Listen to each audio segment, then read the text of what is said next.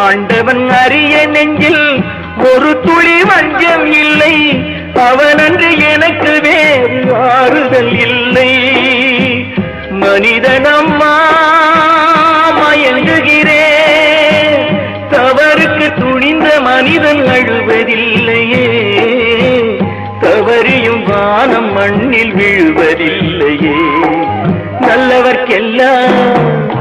நல்லவர்க்கெல்லாம் சாட்சிகள் ரெண்டு, ஒன்று மனசாட்சி, ஒன்று தெய்வத்தின் சாட்சியம்மா.